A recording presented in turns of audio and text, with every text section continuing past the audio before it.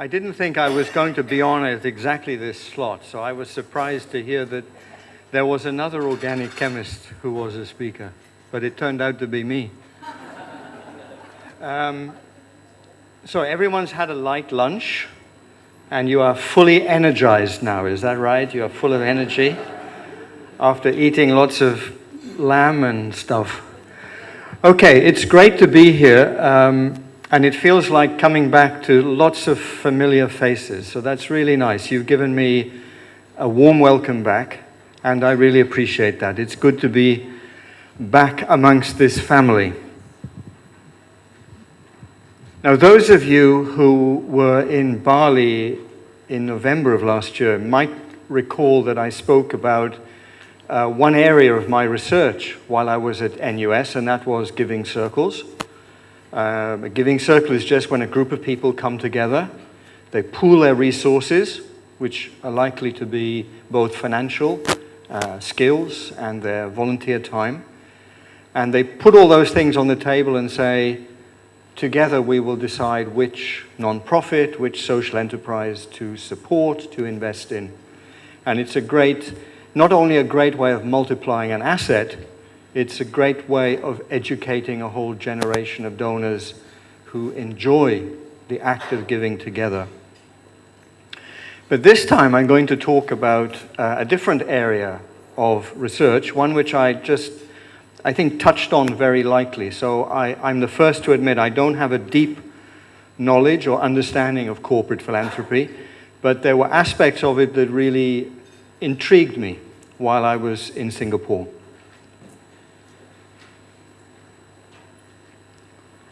I have to first give the caveat that I'm not a fundraiser. All of you out there are the fundraisers. Really, all I can do is think about some interesting research around the areas of philanthropy, social investment, community engagement, do some research, present you with some of the data, some of the case studies, and then you and your Spring Rain Global colleagues and partners can help turn that into fundraising strategies. What I am, however, is curious about entrepreneurs in, go back a step, bear with me a second. It didn't do what I wanted it to do. Yeah, now it will. I'm curious about social entrepreneurs in Asia and have been for a number of years.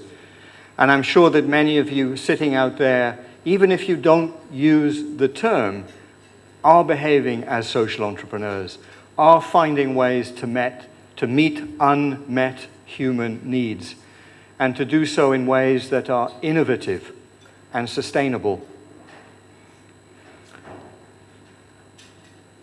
While at NUS, I was particularly interested in how philanthropy within Asia can help social entrepreneurs grow an idea across the different stages from a startup through to a venture which grows and grows, and the role of finance in making that happen.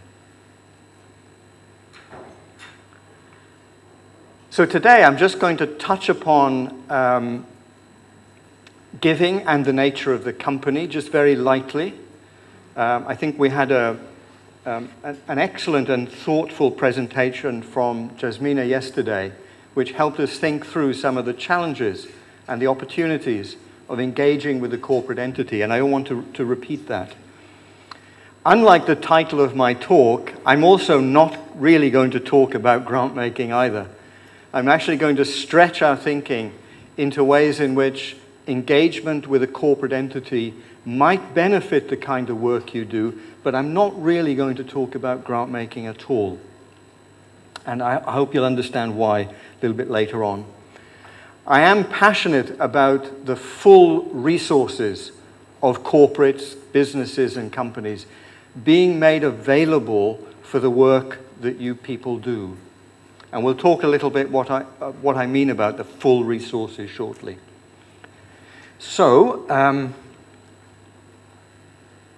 this is the report which I and my colleagues wrote on corporate philanthropy in Asia, and from which I will take some of the case studies that I will present over the next 45 minutes or so.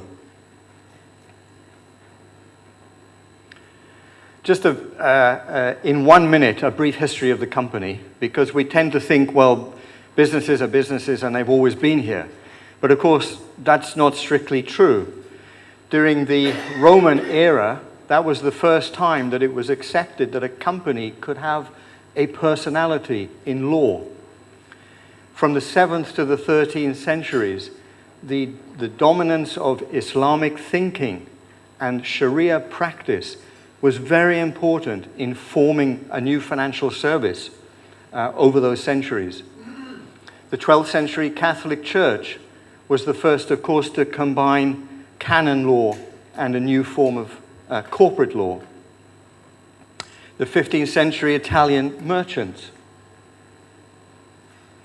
they developed the compagnia, the company, which came from cumpanis, literally people who shared bread together at the same table. That was the beginning of the family company, which I think all of us know well today. In the 17th and 18th centuries, the rise of the English and the Dutch merchant venturers. These are the business people who would get on their ships and sail to the farthest parts of the seas, not always for the best purposes, and usually in order to extract whatever they could from countries all around the world. But it certainly led to new kinds of financing, venture financing, for those who would travel across the continents for the purpose of realm and country. We saw then the beginning of what we today think of as being the shareholding or the stock company. So that's really something that's only been thought about and practiced for the last 200 years or so. And of course, we're now in something of a crisis, perhaps periodic crises of capitalism. What does it mean? What is the purpose of the company and the corporation? And Jasmina walked us through some of that yesterday and the consequences. And many think that we're actually at a time where there is an opportunity to reform what business means. And indeed, to boldly say, better business makes for the greater good. So should companies give? I'm sure they do. How many in this room have received a donation or a grant from a corporation? That's a tiny number. So clearly, as far as I can see, corporations are not giving when it comes to the work that you're doing, and I find that quite surprising. Maybe that's something we really do need to change. But if you like, the philosophical question, should companies give, has for the last 40 to 50 years been dominated by the thoughts of Milton Friedman, dominated business thinking since the 70s, saying that companies cannot act altruistically. But their responsibility is only to shareholder value. Something that Jasmina in her talk yesterday, I think very successfully challenged as being not part of the modern world, not part of modern thinking, and indeed something of a revolution going on. But Friedman's thinking was that the purpose of the company was to maximize profit. That was why it existed. It did so by obeying the law, sometimes. It did so by being ethical, sometimes. And whatever was left over was at the discretion of the company to give philanthropically through corporate responsibility programs and so on. And I think we are actually entering a new phase where perhaps that thinking is now turned on its head and companies are being thought of as existing for the benefit of society once again, as they did centuries ago. There's a popular Latin American saying, behind every fortune, there's always a crime. And I don't know if you think similarly in this part of the world. I do remember when I was a fundraiser working for Opportunity International back in the 90s, and we were just starting up that microcredit network in the UK part of it. And we were very green, very novice at doing fundraising. So we decided we would send a fundraising letter to the 50 corporations that we could find who thought might be interested in what we're doing. 49 of them didn't even have the courtesy to respond, which I think is a reflection of our fundraising talent at the time. And in fact, the only one that did reply was British American Tobacco. And we asked all for a donation of £5,000. And the only one to reply was BAT, the tobacco company. And they said, that's fine, but why don't you ask for 10,000? Wow. Because they were in a situation where nobody wanted to ask them for money. Now, within our own organization, most of us came from a development background, and we absolutely said we should not accept that donation. It's built on the back of the suffering of countless millions of people. But our CEO at the time, who came from a business background, said, no, we'll accept the donation, and by doing good with it, we will, somehow redeem it. And I dare say there has been a conversation like that about sources of money, even amongst yourselves and your own organizations. But it's quite a contemporary issue. These are just screen grabs from newspapers in the last couple of weeks.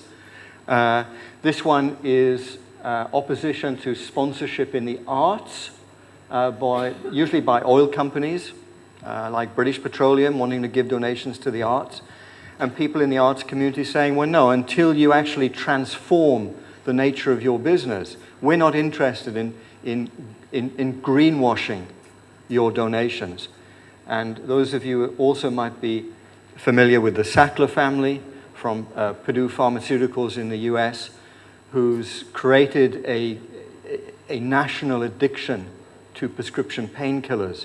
And at the same time, the family is donating vast quantities of money to the arts and to education. And there is now a backlash against that, saying, well, we know what this money was built upon. So there are lots of philosophical, practical, and ethical discussions to be had when we talk about raising money from corporations. Who prefers dairy milk over Mars? Anybody? Who would prefer dairy milk? Who prefers Mars? Equally split. Maybe you're not chocolate eaters. Does anybody know when the Cadbury company was founded? Okay, the first one to Google that, I will give a chocolate bar to. I have a chocolate bar here. And anybody know when the Mars company was founded? No, it was founded in the US, in Minnesota. In which year? The first one to Google when the Mars company was founded, I will give a Mars product to. So you can, You know? Yeah, hey, wow, give it to this girl.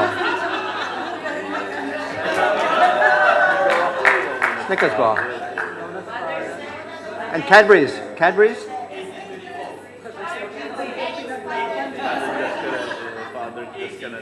Oh, yes. Cadbury's. Who got that one? Can you run up here? No. Now, I wanted to put two chocolate bar companies up on the screen. As I call it when things go sour. Because it's interesting. I mean, first of all, Cadbury's and Mars were both originally family businesses. One going back to 1824 in Bourneville in the UK, near Birmingham. And the other one, Mars, going back to Minnesota, 1911. And Cadbury's is an interesting company because George Cadbury, who is the son of the founder, in 1900, he declared that having wealth, because the family was already wealthy by then, having wealth was such a great burden that he would never consider passing his wealth to his children. And indeed, he didn't. He put all of his money into a charitable trust which built the town of Bourneville, which is where the Cadbury's chocolate was made, and it provided the highest possible quality of life for the workers in his factory. Now, he and his family were Quakers. There are examples of other Quaker families in the UK who did similar things, who created for their employees the best possible working conditions. And Jasmina touched upon that yesterday. What was that? Social sustainability. There is a 120-year-old example of that kind of social sustainability. I don't know why we lost it over the periods, but sometimes we have to come back to it as well.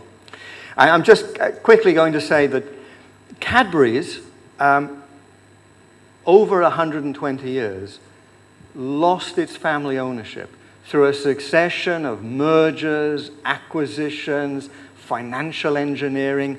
Eventually, the family was left with only a tiny shareholding. And then in 2014, I think, when Kraft, one of the biggest food companies in the world, aggressively acquired and bought out Cadbury's, because then the family had no ability to change that because their shareholding was so small. By consequence, as an alternative, Mars remains a privately held company. In fact, it's a $31 billion per year privately held company. And so through private ownership, the Mars family has been able to maintain the qualities and the values that drive that particular business. Whereas for Cadbury's, as they gave up their ownership, the family were just pushed out of the equation, and Cadbury's has just become yet another corporate giant. Story's not as simple as that, but I don't have time to go into the detail. I think everyone in this room, from what I understand, is in the business of social transformation. You have situations with the poor and the marginalized, the unemployed, the neglected, and you want to change that to a situation where they are not suffering in poverty, they are not marginalized, they have educational opportunities. I think that's the business that everyone in this room is in. And you can take different approaches to do that. You can have a charitable model, so a non-profit model where you will be always dependent upon donations and grants. That's fine. If that's your business model and it works, that's fine. There are others who have taken a social business approach, the social entrepreneurs that I talked about earlier, who see the marketplace as the opportunity to address those issues of social transformation. And that's good too, because I think that you can be entrepreneurial whether you run a business or whether you run a charity. It is a mindset.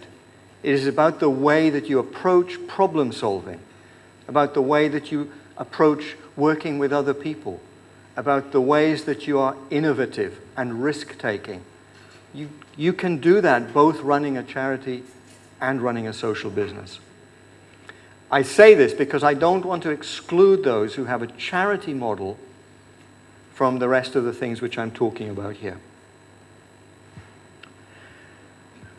So the questions which I and my colleagues asked at NUS over the period of 6 years is, how is philanthropy changing to meet the needs of social entrepreneurs in Asia?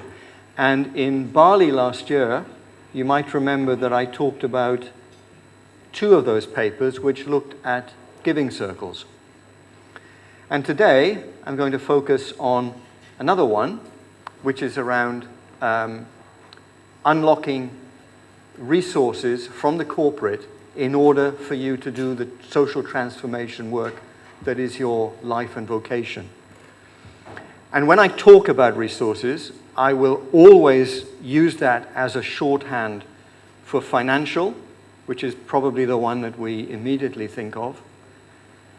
Intellectual, which means an understanding of how business and operations work. And human, which is the element of people donating their time as well as their talent. And I would like us to think that we can unlock all three of those resources, because put together, they make a much stronger thread than single resources. This is the life cycle of an organization, and I don't know where your organization might be here. A charity model grows largely through injections of grant, donation. A social enterprise, which is based upon trading a good or a service, is both earned income from your trading activity and investment from your investors. But the life cycle often looks very similar for both kinds of model.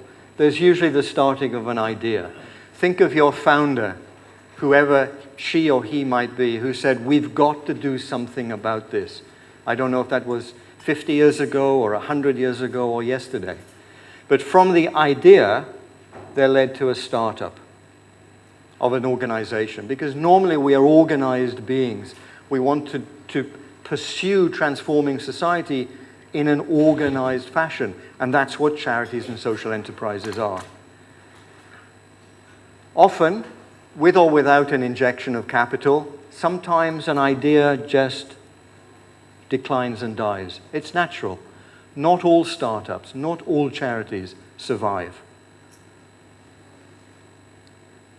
With more resources, they might end up in a growth phase where they're actually beginning to be successful. But even after that, some decline. Others then to continue their growth, maybe through strategies of replication or of merging. Again, they're always under the danger of declining because, well, I was going to say declining because they lack resources. But actually, having resources is no guarantee that your organization will survive and persist. When I was teaching business school students, I would always say that in the charity sector, it's very hard to kill a bad idea. In the social enterprise sector, you survive based upon your ability to sell and trade goods and services in a competitive marketplace. And if you cannot do that, you don't survive.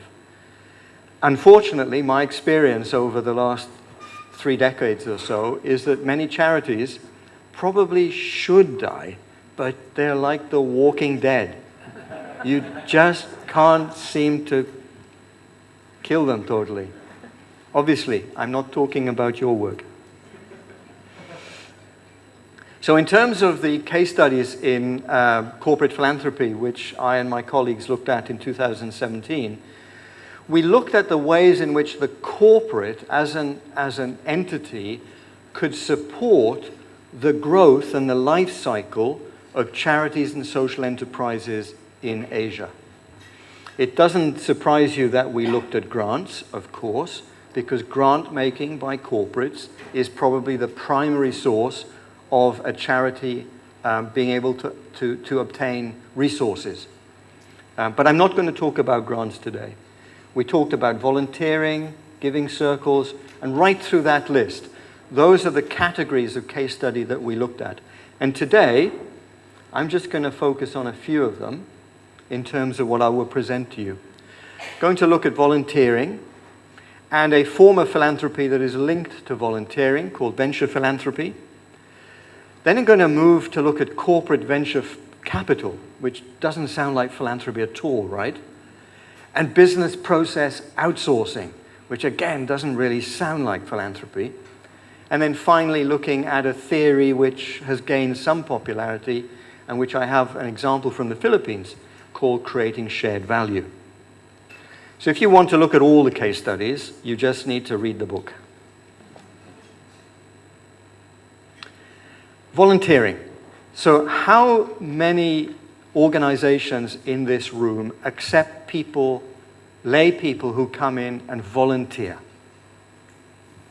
How many organizations accept volunteers who come and help in your work?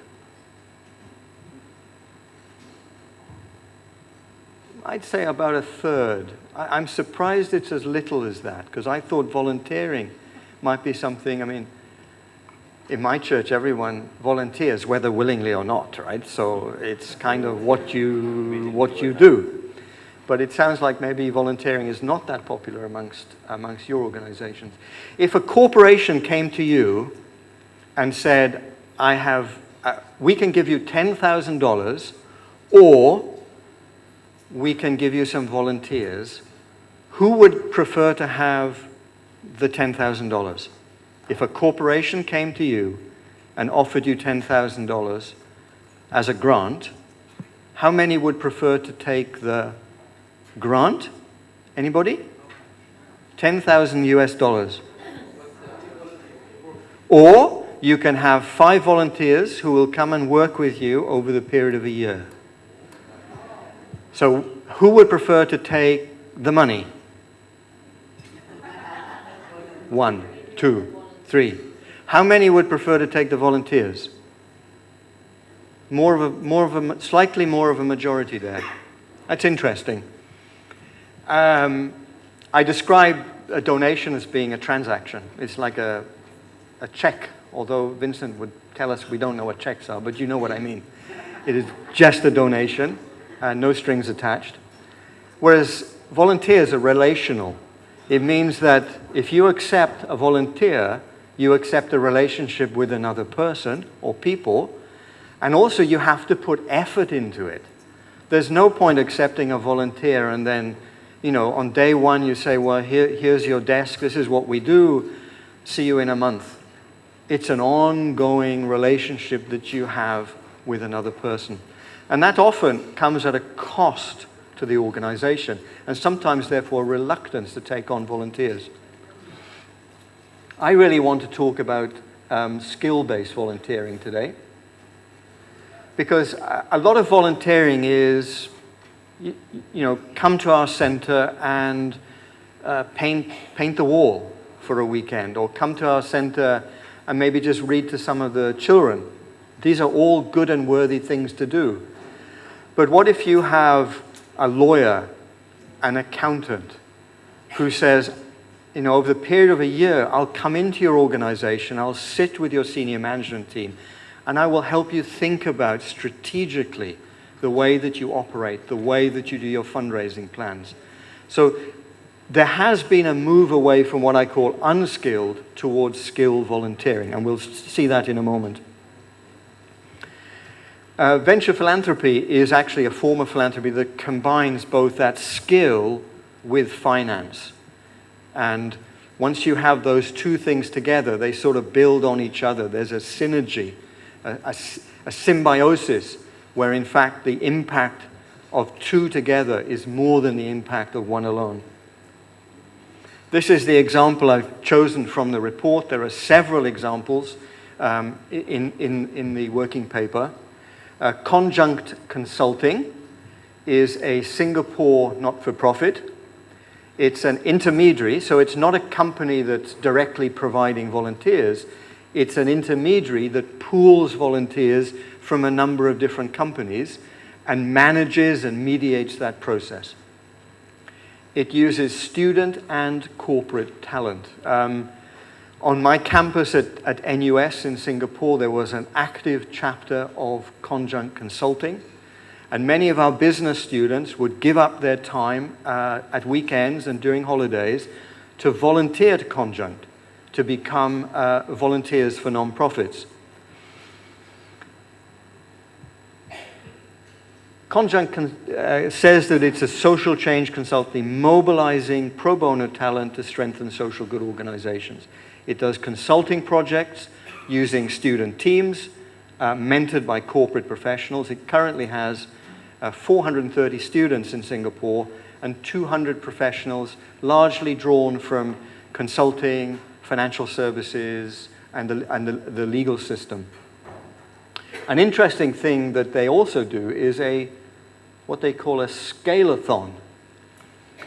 Now, in this particular scale-a-thon, held over one day, a full day, a non-profit called Migration Economics worked alongside a bank, Macquarie Bank, and Conjunct Consulting to develop a sustainable fundraising model.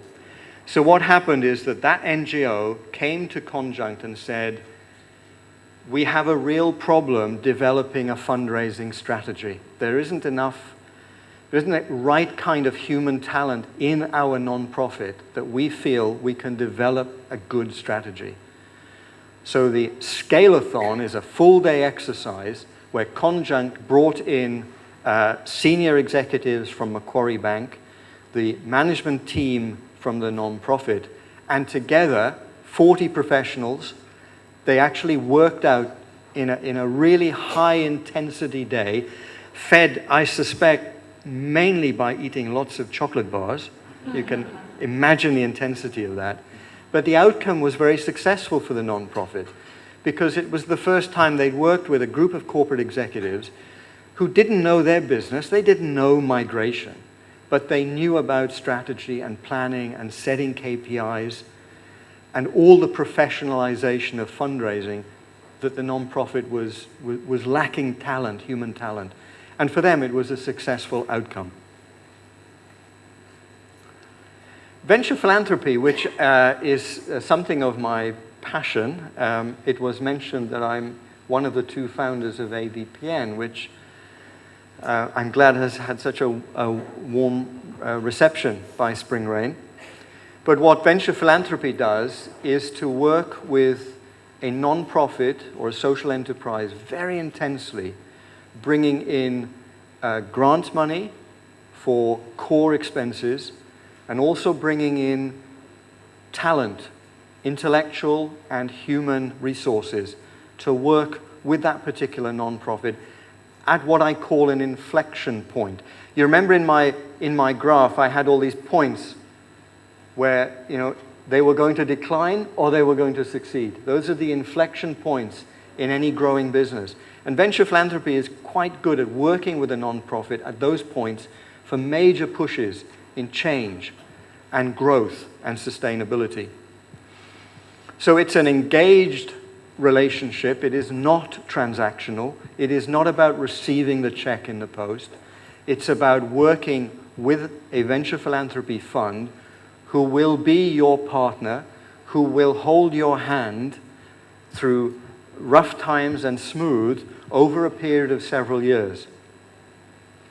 It will provide core, not project funding. And core funding, I mean funding to develop your people and your systems and your technology and your buildings and other resources. It adds value through technical advice and mentoring and is usually multi-year. Most of these venture philanthropy funds, and AVPN is a network of dozens of these funds around Asia. Most of these venture philanthropy funds are small specialized funds. They only do venture philanthropy. They're a bit like a venture capital fund. It only does a venture capital model. It invests in small businesses with money and with expertise and helps a small business grow. Venture philanthropy funds generally are similar to venture capital funds in that they work intensively with a non-profit over a period of years, not to achieve a sale, which is how a venture capital fund makes its money, by selling, by the increase in the value of that company. But it does so by making that non-profit potentially more sustainable, more robust, and more able to raise funds. A few of these funds are actually corporate in nature. And this is the second case study I want to give you. It's one which is quite close to my heart because I was following their story as a fund over a period of several years in India. So Edelgive Foundation is the corporate foundation of Edelweiss Group, which is an Indian financial services company, and also has offices outside of India, and you may have come across them in your own country as well. It was a very entrepreneurial startup in 1995. Typical startup handful of people, tiny office, built a huge and successful business. So in 2007, it went through its first public offering. So it became a public company. Along the way, it made its founders very wealthy individuals. Even when they were still a small company, their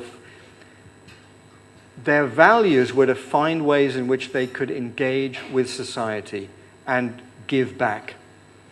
So a lot of what they did before they became a public company was simply to make ad hoc donations. But they did that because they wanted to, and it was the only thing that they knew how to do. In 2007, at the time of their becoming a public company, they already were in 128 cities. They had over 6,000 staff. They were actually quite a significant financial services company. And venture philanthropy from that point was always their intuitive approach. They always worked with a small number of nonprofits. You know, if they had $500,000 to donate, they didn't give a small amount to 100 organizations. They chose and selected 1 or 2 nonprofits to distribute that $500,000 to. So one of the hallmarks is they don't distribute small amounts to a lot of NGOs. They work intensively with relatively large grants to a small portfolio of nonprofits, just like venture capital works. So they had a small number of what they call investees.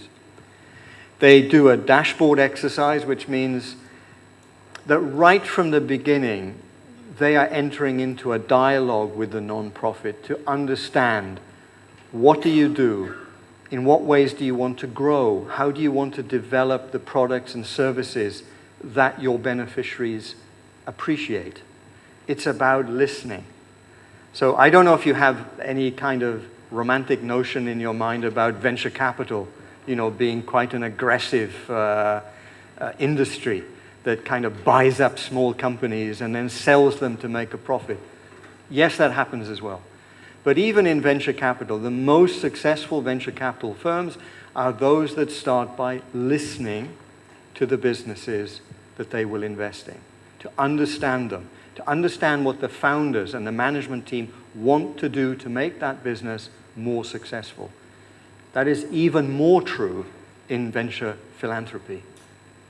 You always start with the vision of the founders and their desire to see that organization have more social impact, to reach more people with better quality services and goods. And one of the things which Edelgive did as a company that was employing over 6,000 individuals, they're a retail banking, insurance, reinsurance company. So they have people in their local branches right through to people in the C-suite. The chief exec and the CFO and the CTO, all of them were encouraged to actively volunteer through the foundation's venture philanthropy program. And here's one example of an Indian nonprofit called Angang.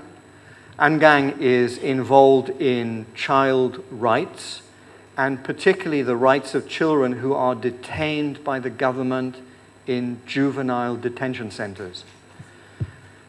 And the purpose of Angang is to watch out for the rights and the welfare of these young people who are in effectively junior prisons in India. And so when they met with Edelgive and the company, they explained that in order to fulfill their mission more professionally, they needed to move from a paper-based monitoring system to one which was cloud-based, something that they could use in real time. So a volunteer group from the business solutions team at the company sat down over a period of 6 months with the nonprofit leadership team and worked out how to develop a cloud-based mobile phone platform for real-time reporting of abuse and real-time reporting of welfare issues in juvenile detention centers.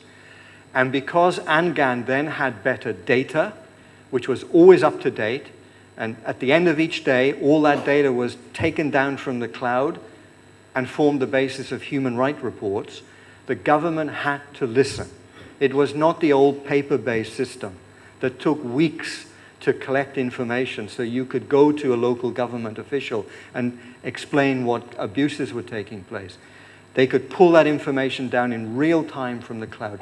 That was only made possible because Edelgive, as a foundation, provided the financial resources, and the company provided the intellectual, the know-how, as well as the volunteer time to make that project actually happen.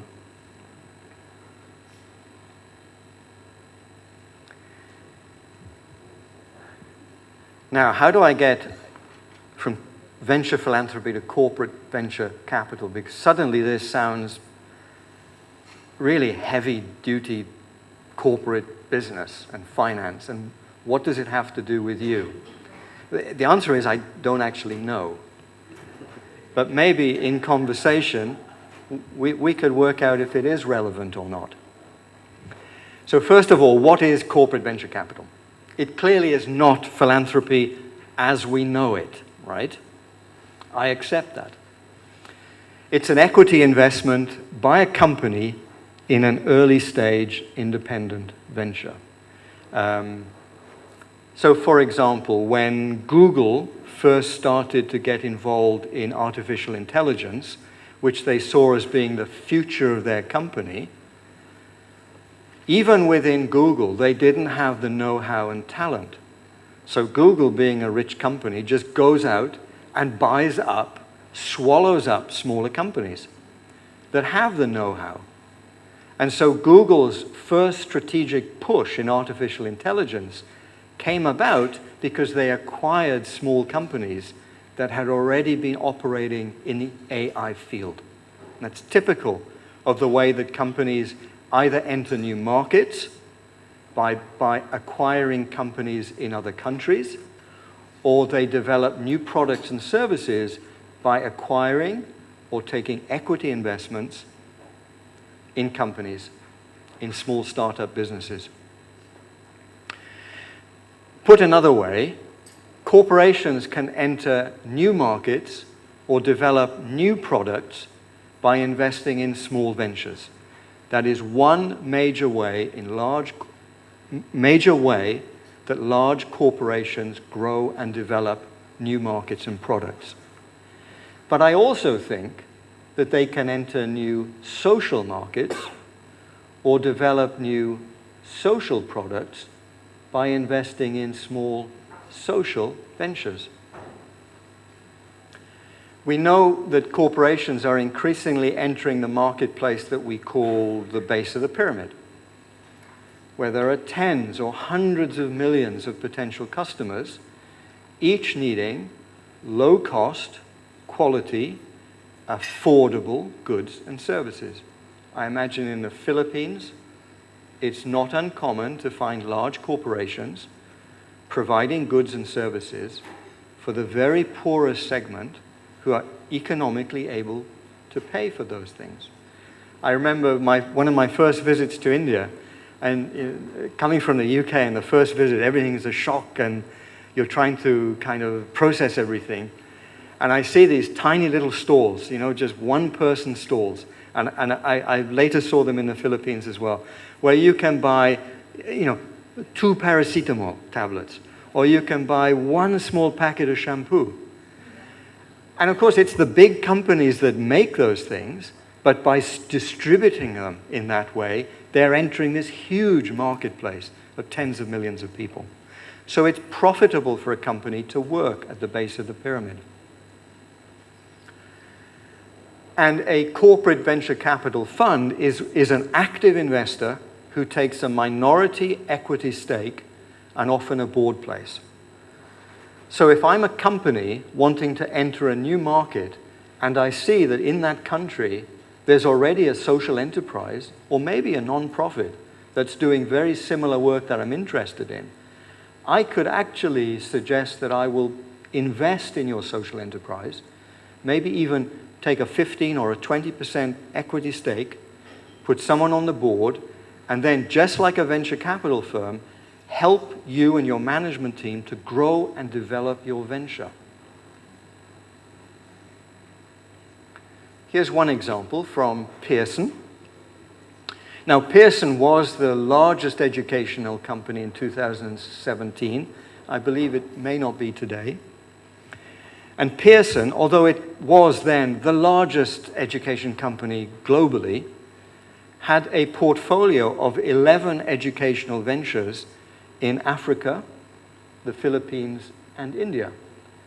And so it set up a corporate venture capital fund in order to invest in these small businesses providing educational services in the Philippines, in India, and several African countries. Now, here's one example, which is Sudishka. Sudishka is a fee-paying social business in Hyderabad, in India, providing affordable preschool education. It's based on a franchise model. It's run almost entirely by female entrepreneurs and has a very strong buy-in from the local community. So while it's not a non-profit, it is a social enterprise, and it enables female entrepreneurs to franchise these educational projects, these schools providing preschool education. It grew through 23 schools, through impact investments and angel investments, through its franchise model, and then later on received a grant from Pearson, followed by an equity investment.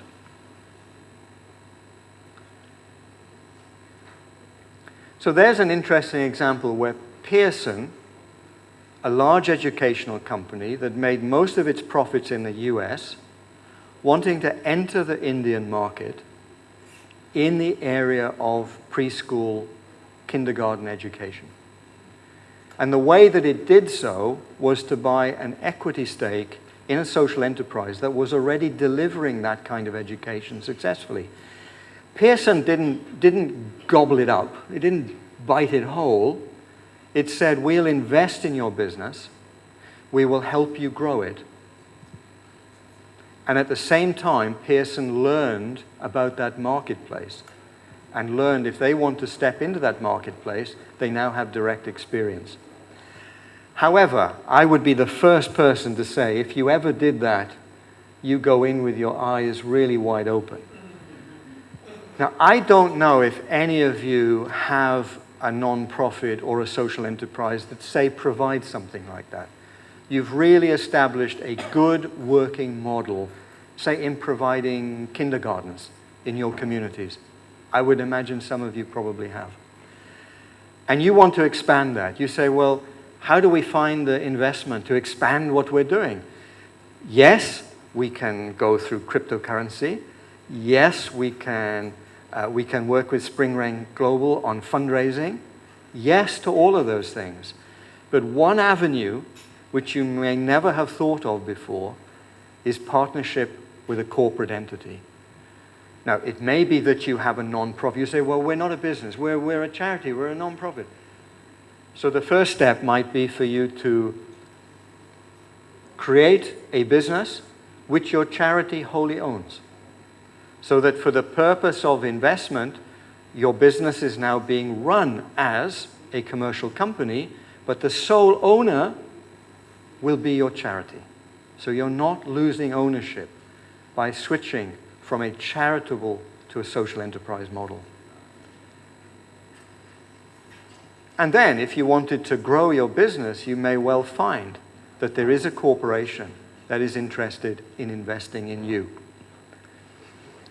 I would be surprised if there wouldn't be trade-offs and difficulties and tensions, because you are going to be rubbing shoulders not with a sympathetic donor who writes a check, but with a hard-nosed company who is looking to build its expertise on the back of what you've done.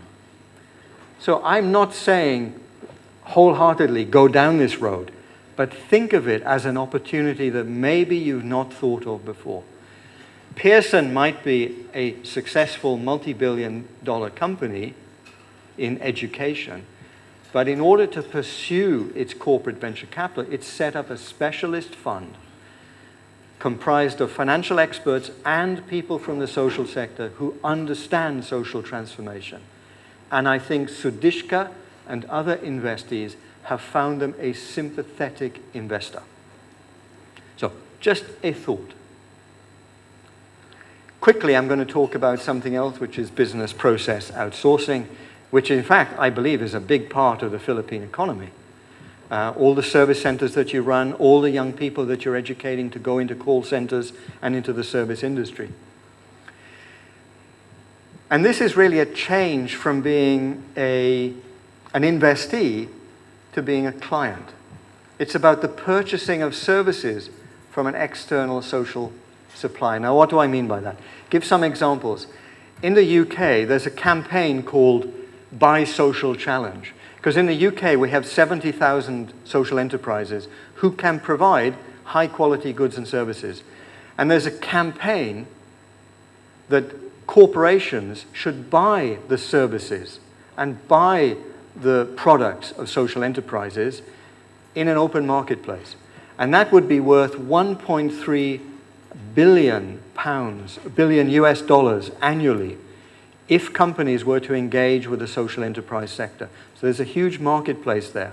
But very often the sector's not ready to compete commercially with other providers. In Singapore in 2013, a survey found that 2/3 of corporations were not prepared to purchase goods and services from a social enterprise. They didn't respect them. They didn't acknowledge that their services and goods were high enough quality. And that indeed is one of the problems. So here's a case study which at leisure you can read in the report. It's about Hong Kong Broadband Network, which is another entrepreneurial technology startup in Hong Kong, and now one of the largest providers of retail broadband in the island. And it has a complete strategic priority in its corporate responsibility to support Hong Kong social enterprise. It's what it does. Very narrow focus. And here are three ways in which it will do it. So iEnterprise is a social enterprise that employs usually either young people who have employability difficulties or older people who again have difficulties with employment. It's a social enterprise to retrain individuals who find the labor market challenging. And Hong Kong Broadband Network now outsources its call center work, at least 50% of it, to this social enterprise. It's been a hugely successful partnership. It has made the social enterprise successful, and it has been good for the company. All the corporate catering of Hong Kong Broadband Network is provided by social enterprises. So there's a commitment by a company to buy the goods and services of social enterprises. I'm sure that there are opportunities amongst you for such in corporate engagements. And then finally, what I found when we were writing a report on corporate philanthropy in Asia is that there were lots of, if you like, academic theories about why companies give, and then lots of practices about how companies donated time, talent, and money. And there was no kind of overarching theory of how the corporation engages with the community. Now, a few years ago, Michael Porter from Harvard Business School and Kramer attempted to create, if you like, a new framework for the relationship between the corporation and society, which is called creating shared value. It is controversial. It is contested. I'm personally not an advocate of creating shared value, but it has become incredibly popular amongst a large number of multinational corporations. Intel, Coca-Cola, Unilever, Nestle, they all now try to develop this framework which they call creating shared value. And even though I have studied this for 2 or 3 years, I still don't understand what creating shared value really means. I did 2 case studies in the report, one on the Goodrich Group in India and one on Ayala, which you all, of course, will be very familiar with. Now, both are hugely influential companies that drove their nation's industrialization. These are not unknown companies. They are amongst the most important companies in Asia. Ayala is a public company that retains very strong family ownership, like Mars, but not like Cadbury. And Fernando Ayala describes a natural progression in the company's social engagement from pure philanthropy to a CSR stage, and finally now what the company calls shared value, or creating shared value. So even for a company like Ayala, it has become the way that they now see all of their community engagement. Jamie Zoba de Ayala said, "Many of us have sought to blur the lines of separation and align our profit goals more specifically with the needs of the communities we interact with. Meeting social needs should be embedded in our business model." That is the nature of creating shared value. It's not business over here and CSR over here. It is about the way you do business entirely integrates with society, both in terms of governance, social, and environmental sustainability, as we were told yesterday. There are untapped opportunities across the base of the economic pyramid, which, when addressed using market-oriented solutions, become a viable market in itself. And in the last couple of slides, I will mention a couple of initiatives that I imagine is far more familiar on this side of the platform than to me. The first is Manila Water. So in 1997, Manila Water is a consortium led by the Ayala Corporation.